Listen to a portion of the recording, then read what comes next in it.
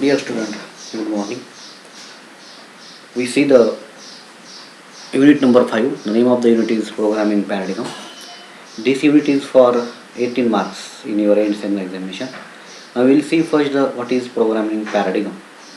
The definition of the Programming Paradigm is a programming paradigm is a style or way of programming. That means in which way we have to be done the programming. That way of doing the programming is called as a programming paradigms.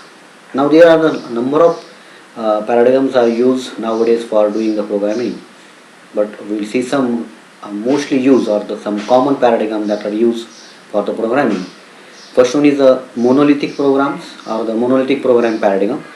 So what is monolithic programming paradigm? Monolithic programming indicates the program which contains a single function for the large programs. Modular programming helps the programmer to divide the whole program into different modules, and each module is separately developed and tested. On the other hand, monolithic programming will not divide the program and it is a single thread of execution.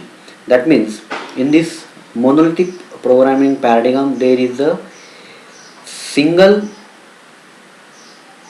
module.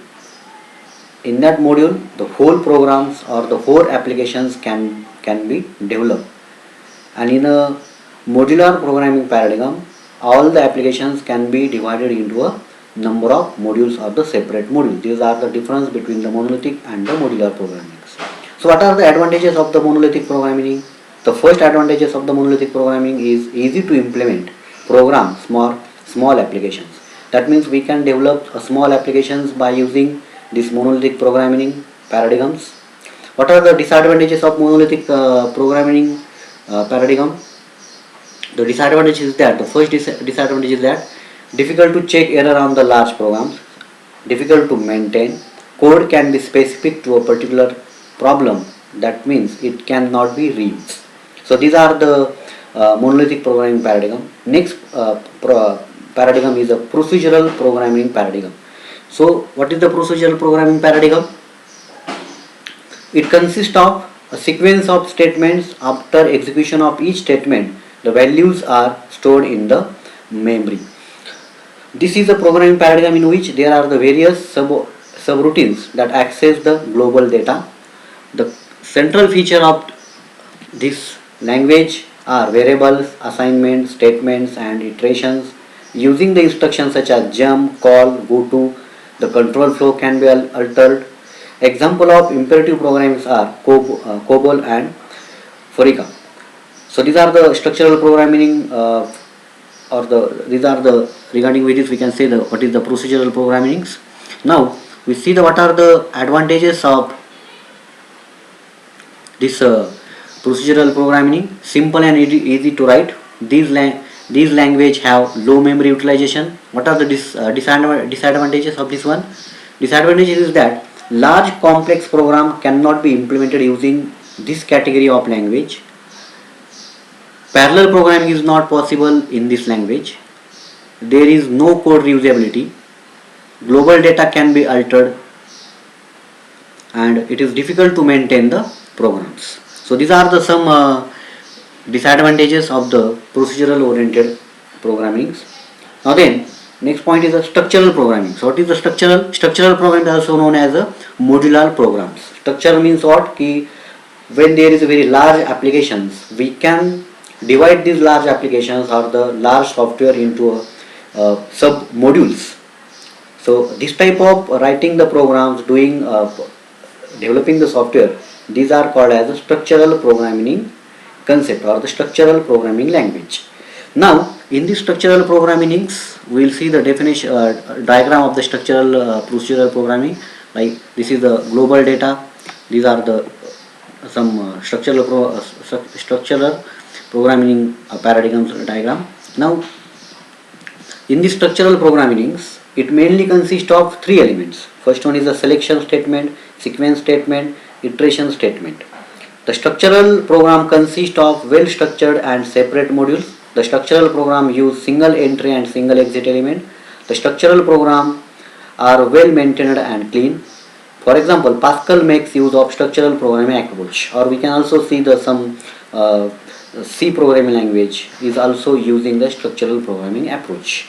So these are the concept regarding the structural programming. What are the advantages of the structural programming?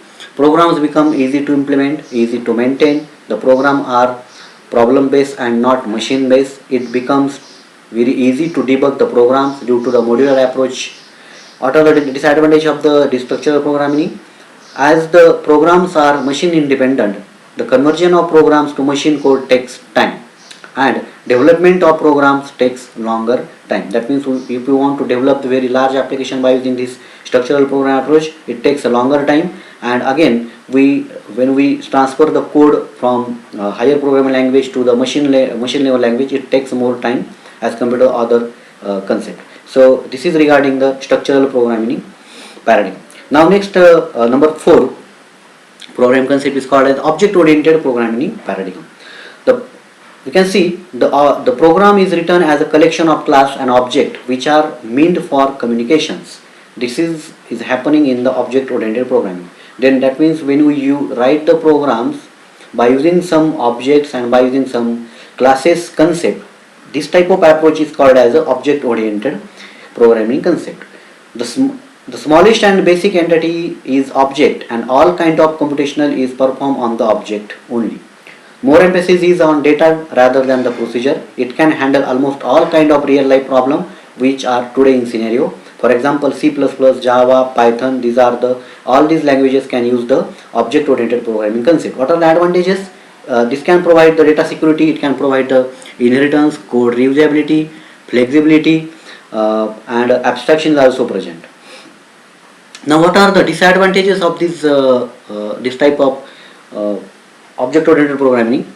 Disadvantage is that sometimes real world object cannot be realized easily, hence it is complex to implement. That means if you want to implement some problem by or to solve some problem by using this object oriented programming concept, these become some more complex. Some of the members of the class are hidden, hence they cannot be accessed by object of the other class. And third one is, in object oriented programming everything is arranged in a form of classes and modules. For the lower level application is not desirable features. So this is about the some concept regarding the object oriented. Now what are the difference between procedural programming language and object oriented programming language? So basically in the end sem exam there is one question is going to be asked. So what are the difference between the procedure oriented and object oriented programming concept? So here is the some differences given. Some first difference is in a procedural programming execute series of procedures sequentially. In object oriented programming approach is a collection of object. It is a top down, it is a bottom up. The major focus is on procedure or functions, the main focus is on object. Then data reusability is not possible. In here data reusability is possible. Data hidden is not possible, data hiding is not possible, and in this data hiding can be done by making it private. It is simple to implement, it is complex to implement. Now the example we have to be seen here, COBOL, C, Pascal are the example of the procedure programming language, and examples of the object oriented is C, C++, Java, Python, etc. These are the examples. So in this way we can give the difference between procedural programming language and the object oriented programming languages. Now what are the features of the object oriented programming? So first feature is class. Now what is the classes? What are the definition of the class? So class is a basic entity in object oriented programming. That means we can also say that it is the real life entity. This real life entity is called as a classes, and these are the very basic feature of the object oriented programming concept. In any object oriented programming, the class is declared using the keyword class. Every class consists of data members and methods. For example, how we can declare the class? Look at here, class we can use to declare the class. We use the keyword class, CLASS, and in front of that the name of the class, any name we have to give, and after that we have to give on the colon. And now then we will start the body of the class, that is called roll is equal to 101, name is equal to ABC, object is equal to student, then print roll number obj.roll and print name obj.name. Now what are the objects? An object is an instance of a class, we can see the definition of the object. That means object is a instance of each and every class. For example, obj is equal to students. Here in the example here, obj is equal to student is called as the object of that class students.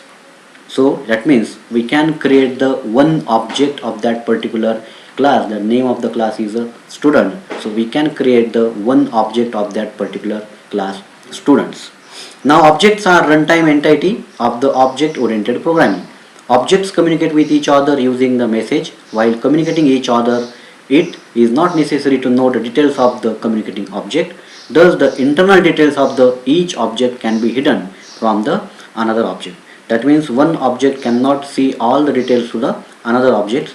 Objects can hide their all the details from the another object. They just process whatever the data they are required. So these are the features of the objects and the class. Now what are the difference between object and classes? We can see here the difference between classes. Again the one question is going to be asked in the your end-sem exam, differentiate between classes and object. The question is also going to be like to they are also going to be asked, explain the class, explain the object with examples. So what are the difference between class? The class is a collection of data and the functions. These functions are used to manipulate the data. And objects, an object is an instance of a class. Then in a class represent the basis for the object. Object represent the real world entity. Single class can create multiple objects. Every object is created from one at only one time. Example, class vehicle.